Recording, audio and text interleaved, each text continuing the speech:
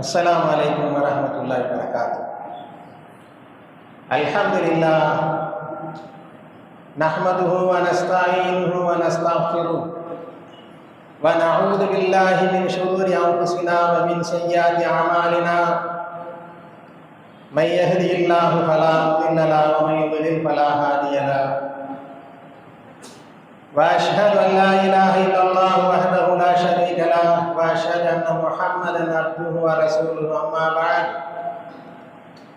فإن خير الحديث كتاب الله وخير الهدي هدي محمد وشر الأمور محدثاتها وكل محدثة بدعة وكل بدعة ضلالة وكل ضلالة في النار. اللهم صل على محمد وعلى آل محمد كما صليت على إبراهيم وعلى آل إبراهيم إنك حميد مجيد. اللهم بارك على محمد وعلى آل محمد كما باركت على إبراهيم وعلى آل إبراهيم إنك حميد مجيد. قال الله تبارك وتعالى في محكمه تنزيله العظيم: أعوذ بالله من الشيطان الرجيم. بسم الله الرحمن الرحيم. يا أيها الناس اتقوا ربكم الذي خلقكم من نفس واحدة وخلق منها زوجها وبث منهما رجالا كثيرا ونساء واتقوا الله الذي تساءلون به والأرحام إن الله كان عليكم رقيبا. يا أيها الذين آمنوا اتقوا الله حق تقاته ولا تموتن إلا وأنتم مسلمون. يا أيها الذين آمنوا اتقوا الله وقولوا قولا سديدا يصلح لكم أعمالكم ويغفر لكم ذنوبكم ومن يطع الله ورسوله فقد فاز فوزا عظيما. وقال الله تعالى أيضا: فافعلوا الخير لعلكم تفلحون. அளவற்ற அருளாளனும் நிகரில்லா பேரன்புடையவனுமாகிய எல்லாம் அல்ல அல்லாஹுவின் பெயர் சொல்லி ஆரம்பம் செய்கின்றேன். அல்லாஹுடைய ஸலவாத்தும் சலாமும் நபிகள் நாயகம் ஸல்லல்லாஹு அலைஹி வஸல்லம் அவர்கள் மீதும் அவர்களின் குடும்பத்தார் மீதும் அவர்களின் நல்லற தோழர்களான சஹாபாக்கள் அனைவர் மீதும் உண்டாகட்டுமா.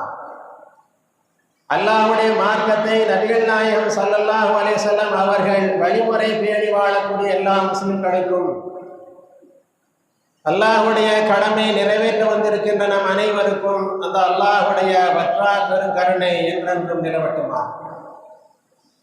அன்பிற்குரிய எல்லாம் அல்ல அல்லாஹுவின் நல்லடியார்களே, அருமை பெரியோர்களே, தாய்மார்களே, சகோதர சகோதரிகளே, திருமறை குர்ஆனிலே அல்லாஹு ஜல்ல ஷானுஹு வ தஆலா வெற்றி அடைய வேண்டும் என்று சொன்னால், ஒரு மூமின் முஸ்லிம் வெற்றி அடைய வேண்டும் என்று சொன்னால் வஃபாலுல் ஹைர லஅல்லகும் துஃப்லிஹூன், நன்மையான காரியங்களை செய்யுங்கள், நீங்கள் வெற்றி அடைவீர்கள் என்று அல்லாஹ் ஜல்ல ஷானுஹு வ தஆலா நாம் இந்த உலகத்திலும் மறு உலகத்திலும் வெற்றி அடைய வேண்டும் என்று சொன்னால் அல்லாஹ்வுக்கு பொருத்தமான அல்லாஹ்வுக்கு பிடித்தமான காரியங்களை நாம் செய்கின்ற பொழுது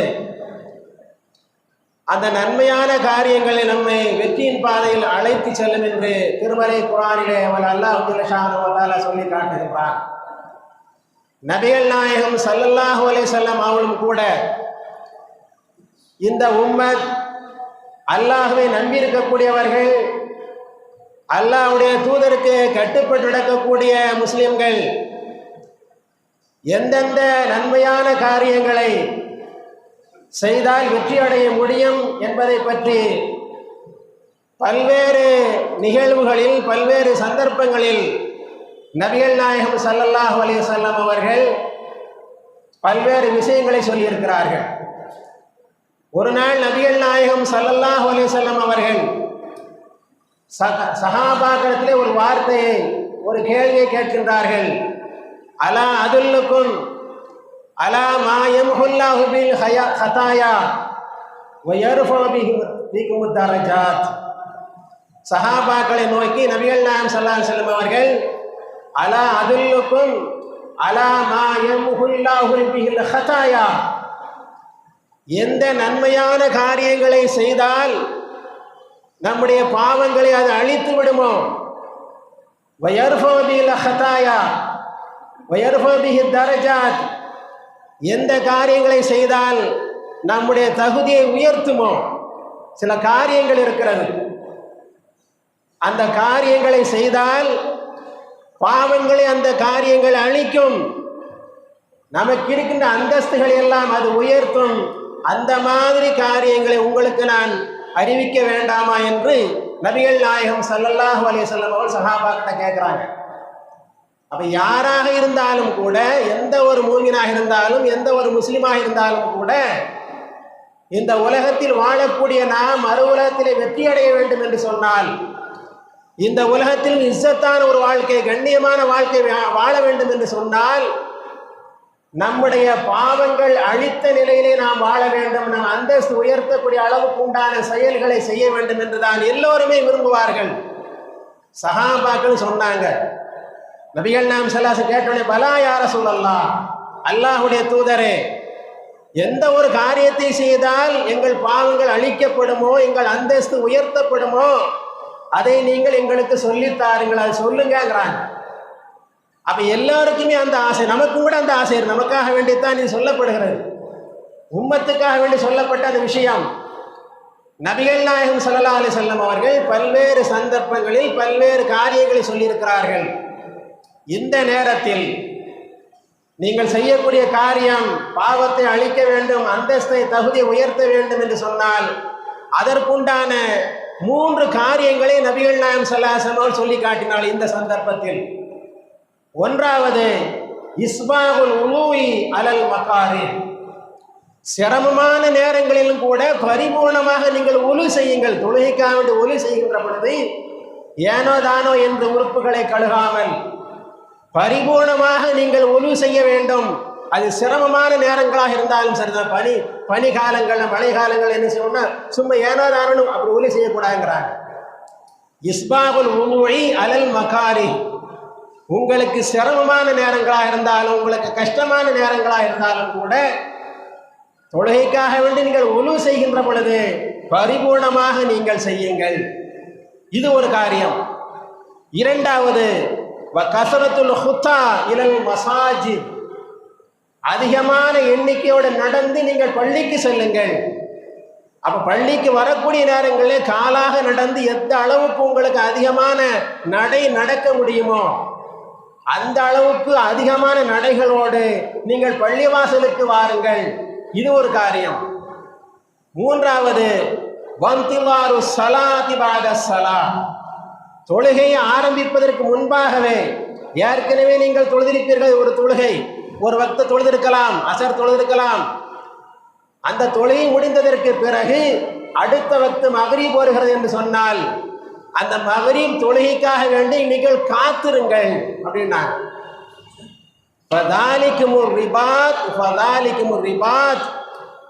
இதுதான் வைராக்கியமான செயல் என்று நபிகள் நாயகம் ஸல்லல்லாஹு அலைஹி வஸல்லம் சொல்லி காட்டினார்கள். அப்ப நம்முடைய அந்தஸ்துகள் உயர்வதற்கும் பாவங்கள் அழிக்கப்படுவதற்கும் நபிகள் நாயகம் ஸல்லல்லாஹு அலைஹி வஸல்லம் சொல்லி இருக்கக்கூடிய இந்த 3 விஷயங்கள், இது நாம் யாரெல்லாம் தொழுகையாளிகளாக இருக்கிறார்களோ அவளுக்கு மட்டுமே கிடைக்கக்கூடிய அற்புதமான ஒரு பாக்கியம். வேற யாருக்கும் தொழுகை இல்லாத இது கிடைக்காது. ஒலு செய்வதாக இருந்தாலும், பள்ளிவாசலுக்கு நடந்து வருவதாக இருந்தாலும், தொழுகை எதிர்பார்த்து பள்ளிவாசலிலே காத்திருப்பதாக இருந்தாலும் கூட தொழுகையாளிகளுக்குத்தான் இந்த மாதிரியான ஒரு அந்தஸ்து, இந்த மாதிரியான ஒரு பாக்கியத்தை நபிகள் நாயகம் ஸல்லல்லாஹு அலைஹி வஸல்லம் சொல்லி காட்டியிருக்கிறார்கள். ஆக முதலாவது விஷயம் இஸ்பாகுல் உலூஇ அலல் மகாரி, நீங்கள் ஒலு செய்யக்கூடிய நேரங்களில் அது சிரமமான நேரங்களாக இருந்தாலும் கூட ஒலுவை பரிபூர்ணப்படுத்துங்கள் என்று நபிகள் நாயகம் ஸல்லல்லாஹு அலைஹி வஸல்லம் சொல்லி காட்டினார்கள். ஒலு விஷயத்தை பொறுத்த வரைக்கும் ஏராளமான செய்திகளை நபிகள் நாயகம் ஸல்லல்லாஹு அலைஹி வஸல்லம் சொல்லி காட்டுகிறார்கள். ஒலு செய்யக்கூடிய விஷயத்தில் நமக்கு தெரியும், எதையெல்லாம் நாம் கழுக வேண்டும், எத்தனை முறை கழுக வேண்டும், எல்லாவற்றையும் நாம் நன்றாக அறிந்து வைத்திருக்கின்றோம்.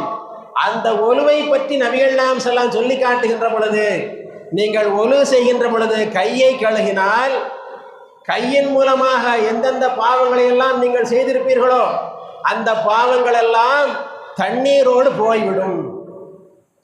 முகத்தை கழுகின்ற பொழுது, பார்வையின் மூலமாக உடைய பாவங்கள் எல்லாம் முகத்தை கழுகின்ற பொழுது அது தண்ணீரோடு போய்விடும். காலை கழுகினால், பாவமான இடங்களுக்கு நீங்கள் நடந்து சென்றிருப்பீர்களே, ஆனால் பாதங்களை கழுகினால் அந்த கால்கள் செய்திருக்கூடிய பாவங்கள் அந்த தண்ணீரோடு போய்விடும் என்றார்கள் நபிகள் நாயகம் ஸல்லல்லாஹு அலைஹி வஸல்லம் அவர்கள். இறுதியாக பாவங்களிலிருந்து தூய்மை அடைந்தவராக அவன் ஆகிவிடுகிறான் என்றார்கள். அப்ப ஒலு செய்யக்கூடிய நேரங்களிலும் கூட ஒலுவை திருப்தியான முறையிலே தூய்மையான எண்ணத்தோடு செய்வோமே ஆனால் நம்முடைய அத்தனை பாவங்களையும், செய்யக்கூடிய பாவங்கள் எல்லாம் கண்ணால் இருக்கும், காதுகளால் இருக்கும், நாவால் இருக்கும், கையால் இருக்கும், அவர் காலால்கள் இருக்கும். இதுதான் ஒலு செய்கின்ற பொழுது அத்தனை உறுப்புகளை நாம் கழுகின்றோம். அத்தனை பாவங்களும் அது தண்ணீரோடு போய்விடும் என்று சொல்லிவிட்டு நபிகள் நாயகம் ஸல்லல்லாஹு அலைஹி சொன்னார்கள், ஒவ்வொரு வேளையும் தொழுகைக்காக வேண்டி ஒலு செய்கின்ற பொழுது, ஒலு செய்து முடித்ததற்கு பிறகு யார் ஒருவர் அஷ்ஹது அல்லா இலாஹ இல்லல்லாஹ் வ அன்ன முஹம்மதன் அப்துல்லாஹி வ ரசூல் என்று சொல்கின்றாரோ, அஷ்ஹது அல்லா இலாஹ இல்லல்லாஹ் வ அஷ்ஹது அன்ன முஹம்மதன் அப்துல்லாஹி வ ரசூல், ரெண்டு விதமாக வருது. அஷ்ஹது அல்லா இலாஹ இல்லல்லாஹ் வஹ்தஹு லா ஷரீக லஹ் வ அன்ன முஹம்மதன் அப்துஹு வ ரசூல் என்று சொல்லலாம். இந்த அறிவிப்பில் நபிகள் நாயகம் ஸல்லல்லாஹு அலைஹி சொல்லி காட்டுகின்றார்கள், ஒலு செய்து முடித்ததற்கு பிறகு அஷ்ஹது அல்லா இலாஹ இல்லல்லாஹ் வ அன்ன முஹம்மதன் அப்துல்லாஹி வ ரசூல் என்று சொன்னால் ஒலு செய்கின்ற பொழுது பாவமெல்லாம் போயிடும், தூய்மை அடைஞ்சிடுறாரு. ஒலு செய்ததுக்கு பிறகு இந்த துவாவை யார் சொன்னார்களோ அந்த மனிதருக்கு மறுமையிலே அல்லாஹ் சொல்வான், சொர்க்கத்திலே 8 வாசல்கள் இருக்கிறது, நாம் படித்திருக்கின்றோம். நோன்பு வைத்தால் ரையான் என்ற வழியாக போவார்கள் நோன்பாளிகள். அப்ப தொழுகைக்கென்று சில வழிகள் இருக்கும், ஒரு வழி இருக்கும், ஜிஹாதுக்குன்னு வழி இருக்குது, அதே மாதிரி சக்காத்துக்குன்ற ஒரு வழி இருக்கிறது. 8 வழிகள் சொர்க்கத்தை அடைவதற்காக 8 வாசல்கள் உண்டு. ஒவ்வொரு வாசலும் பல கோடி மக்கள் ஒரே நேரத்தில் நுழையிற மாதிரி மிக பிரம்மாண்டமாக இருக்கும்.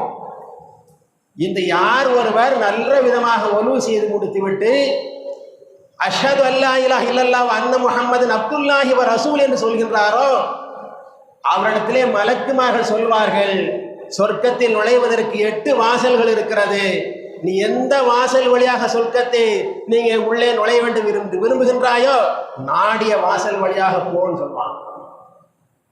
இது யாருக்கு இந்த பாக்கியம் கிடைக்கும்? தொழுகையாளிகள் தொழுகையில பரிபூர்ணமாக ஒலு செய்துவிட்டு, ஒலு செய்து முடித்ததற்கு பிறகு கூட அஷ்ஹது அல்லா இலாஹ இல்லல்லாஹ் வ அன்ன முஹம்மதன் அப்துல்லாஹி வ ரசூல் என்று சொன்னால் சொர்க்கத்துடைய 8 வாசல்களில் நீ விரும்பிய வாசல் வழியாக சொர்க்கத்திற்கு போ என்று சொல்லப்படும் என்று நபிகள் நாயகம் ஸல்லல்லாஹு அலைஹி வஸல்லம் அவர்கள் சொல்லி காட்டுகின்றார்கள். இப்படி ஒலுவை பொறுத்த வரைக்கும் பாவங்கள் மன்னிக்கப்படுகிற ஒன்று. ஆரம்பத்தில் சொன்னது மாதிரி நம்முடைய தகுதிகளையும் அல்லாஹ் உயர்த்துகின்றான். அதில் ஒரு காரியம்தான் இந்த ஒலு செய்வது. நபிகள் நாயகம் ஸல்லல்லாஹு அலைஹி வஸல்லம் அவர்கள் பொது கபிர்ஸ்தானுக்கு வர்றாங்க. கபிர்ஸ்தானுக்கு வந்தால் அதுக்காண்டி ஒரு துவா சொல்லி தருவாங்க. அஸ்ஸலாமு அலைக்கும் யா அஹ்லல் குபூர் யக்ஃபிருல்லாஹு லனா வ லக்கும் அன்தும் ஸலஃபூனா வ நஹ்னு பில்லாஹி சில வார்த்தைகளை யக்ஃபிரு லனா வ லக்கும் இந்த சொல்லி தருவாங்க. அல்லாஹ் உங்களை எங்களை மன்னிக்கட்டுமாண்டு. ஒரு முறை நபிகள் நாயகம் ஸல்லல்லாஹு அலைஹி வஸல்லம் அவர்கள் கபருக்கு போறாங்க. அஸ்ஸலாமு அலைக்கும் தார கௌமி முஃமினீன் வ இன்னா இன்ஷா அல்லாஹ் பிக்கும் லாஹிகூன்ங்கறாங்க. மூமின்களுடைய கல்லறைகளை, மூமின்கள் அடக்கப்படுது கல்லறை பார்த்து சொல்றாங்க, உங்களுக்கு அல்லாஹ்வுடைய ரஹமத் கிடைக்கும்னு சொல்லிட்டு சொல்றாங்க. வ இன்னா இன்ஷா அல்லாஹ் பிக்கும் லாஹிகூன், அல்லாஹ் நாடினால் நாங்களும் இங்கே தான் வர இருக்கின்றோம் என்ற அந்த பிரார்த்தனையை வழக்கமாக சொல்லக்கூடியவர்கள் நபிகள் நாயகம் ஸல்லல்லாஹு அலைஹி வஸல்லம் அவர்கள். இந்த பிரார்த்தனை சொல்லி முடித்ததற்கு பிறகு இன்னொரு வார்த்தையும் சொன்னார்கள். வதித்து, நான் ஆசைப்படுகின்றேன், இன்னா கத் ரஐனா இஹ்வானனா, எம்முடைய சகோதரர்களை பார்க்க நான் ஆசைப்படுகிறேன் அப்படின்னு நான் நபிகள் நாயகம் ஸல்லல்லாஹு அலைஹி வஸல்லம் அவர்கள். வதித்து அன்னா கத் ரஐனா இஹ்வானனா, எம்முடைய சகோதரர்களை பார்க்க நான் ஆசைப்படுகின்றேன். இப்போ சஹாபாக்கள்லாம் பக்கத்தில் சில பேர் நிற்கிறாங்க. இப்படி சொன்ன உடனே நபிகள் நாயகம் ஸல்லல்லாஹு அலைஹி வஸல்லம் பார்த்து சஹாபாக்கள் சொன்னார்கள், அப்போ நாங்களெல்லாம் உங்களுடைய சகோதரர்கள் இல்லையா? அவலசனா யார சொல்லலாம் இஹ்வானனா, அல்லாஹ்வுடைய தூதரே நாங்கள் உங்கள் சகோதரர் இல்லையா? நபிகள் நாம் சொன்னார்கள், அன்தும் அஸ்ஹாபி, நீங்கள் எல்லாம் என்னுடைய தோழர்கள், சகோதரர்கள் அல்ல. என்னுடைய சகோதரர் யார் தெரியுமா? இனிமேல் தான் வர இருக்கிறார்கள், இதுவரைக்கும் அவர்கள் வரவில்லை, இனிமேல் தான் வர இருக்கிறார்கள் என்று நபிகள் நாயகம் ஸல்லல்லாஹு அலைஹி சொல்லுகின்ற பொழுது சஹாபாக்கள் மேலும் கேட்கின்றார்கள், இதுவரைக்கும் அவர்கள் வரவில்லை, பின்னால் வருவார்கள் என்று சொல்கின்றீர்களே, உங்களுக்கு எப்படி அடையாளம் தெரியும்?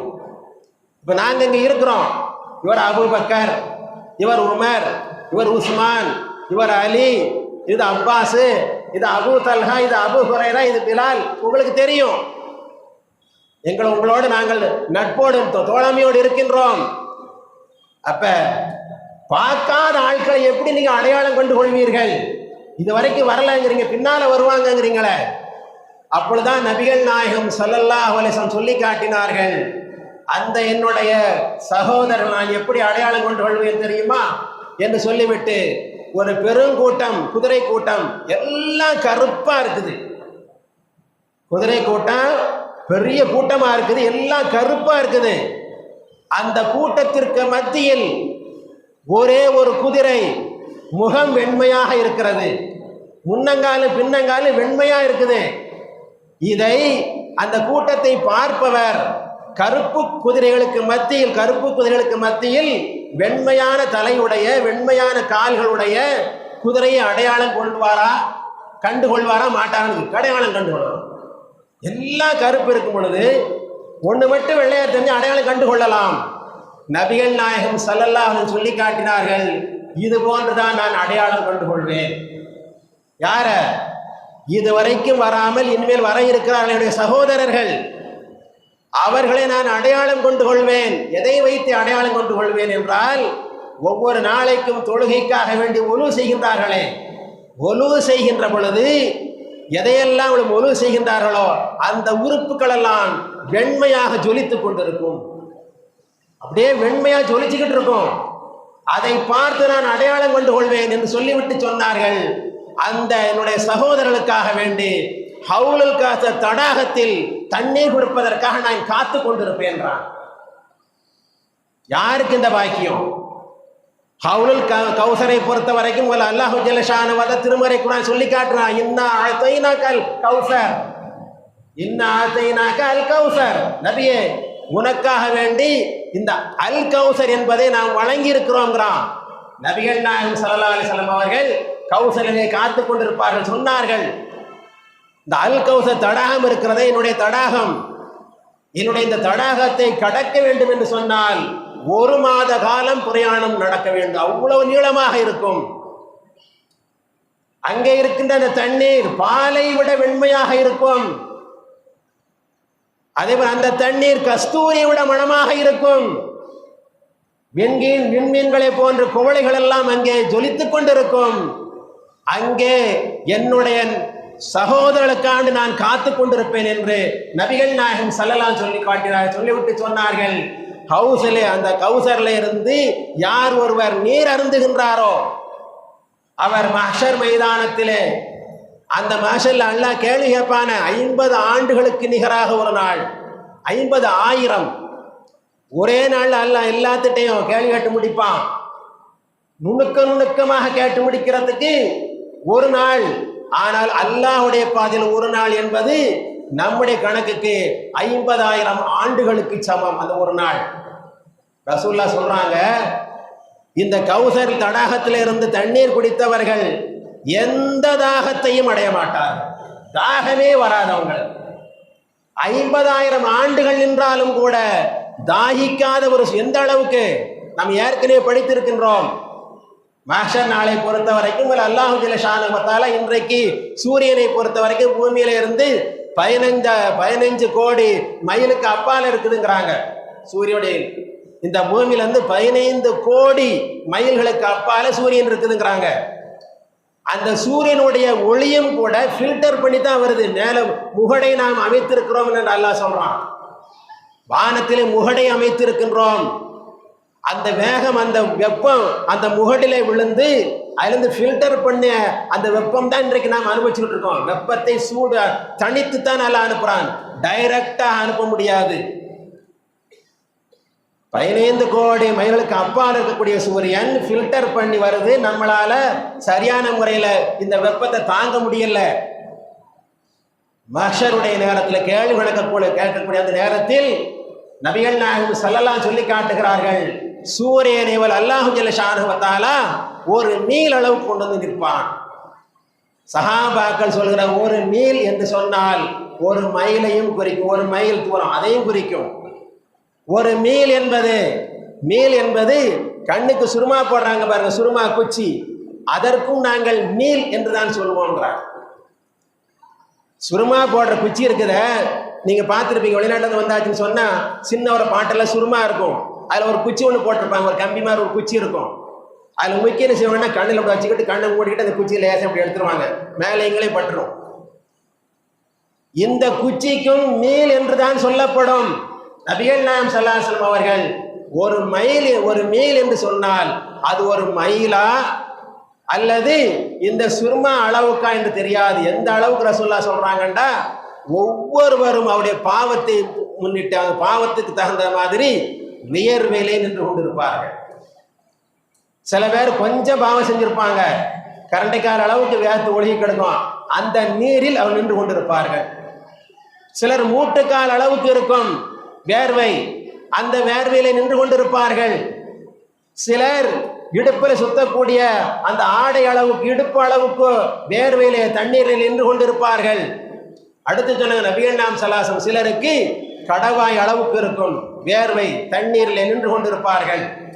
சிலர் வேர்வையிலே முங்கி விடுவார்கள். கேள்வி கணக்கு முடிகின்ற வரைக்கும் இந்த வெப்பத்தில் நிற்க வேண்டியிருக்கிறது. அந்த வெப்பத்தில் இருந்து தாங்கக்கூடிய ஆற்றல் அல் கௌஸ் என்ற தடாகத்தில் இருக்கக்கூடிய அந்த தண்ணீருக்கு உண்டு என்று நபிகள் நாயகம் ஸல்லல்லாஹு அலைஹி வஸல்லம் சொல்லி காட்டினார்கள். அப்ப இந்த பாக்கியம் யாருக்கு கிடைக்கும்னு பாருங்க.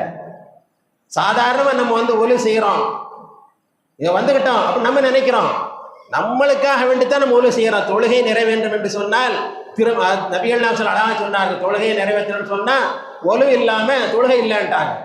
நம்மை நாமே சுத்தப்படுத்தி கொண்டிருக்கின்றோம்.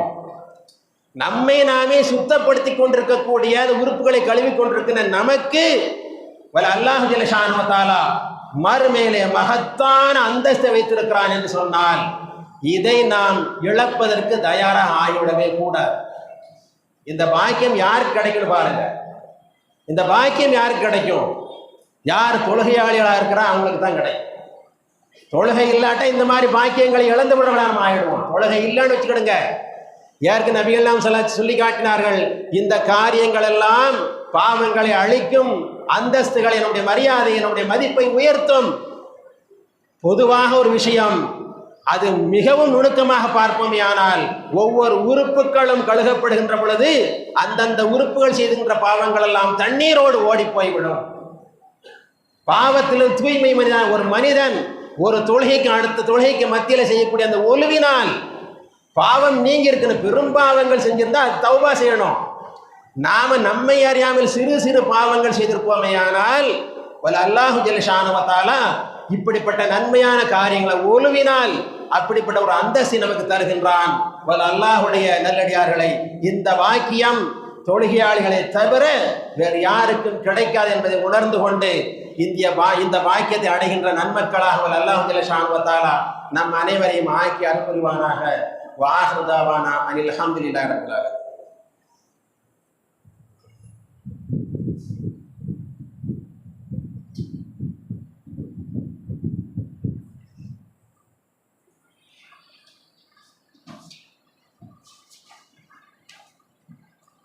அல்ஹம்துலில்லாஹ். அன்பிற்குரிய பெரியோர்களே, தாய்மார்களே, சகோதர சகோதரிகளே, நபிகள் நாயகம் ஸல்லல்லாஹு அலைஹி வஸல்லம் அவர் சொன்ன ஒரு செய்தி நம்ம ஆரம்பத்தில் சொல்லியிருந்தோம். அலா அதுல்லுக்கும் அலா மா யம்ஹுல்லாஹு பிஹில் ஹதாயா வ யர்ஃபா பிஹி தரஜாத். நீங்கள் செய்யக்கூடிய சில காரியங்கள் மூலமாக அல்லாஹ் தஆலா பாவத்தை அழிப்பானே, அந்தஸ்துகளை மரியாதை உயர்த்துவானே, அந்த மாதிரி ஒரு காரியத்தை நாம் உங்களுக்கு சொல்லித்தர வேண்டாமான்னு கேட்டுட்டு நபிகள் நாயகம் ஸல்லல்லாஹு அலைஹி வஸல்லம் அவர்கள் 3 விஷயங்கள் சொன்னதாக நாம் சொல்லியிருந்தோம்.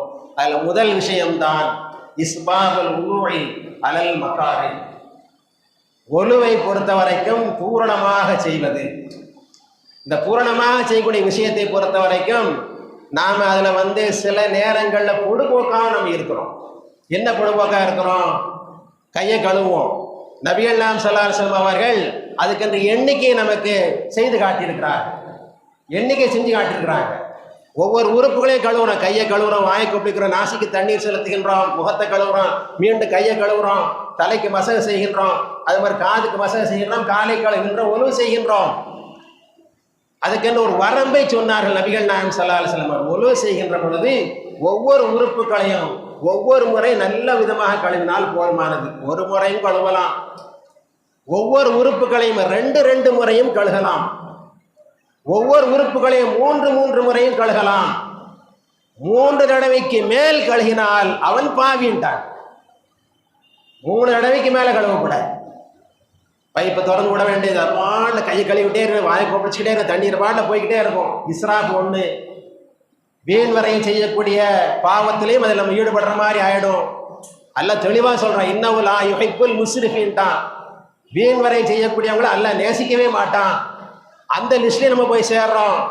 வரம்பை மீறி காலை கழுவுன்னு பார்த்தாச்சுன்னா இந்த மாற்றி மாற்றி மாற்றி மாற்றி காலை கழுவிட்டே இருக்கு. இந்த காலை கழுவுறது, அந்த காலை கழுவுறது, அந்த காலை கழுவு, இந்த காலை கழுவுறது. 3 தடவைக்கு மேலே கழுவினால் அவன் பாவி, குற்றம் விளைவித்து விட்டான்.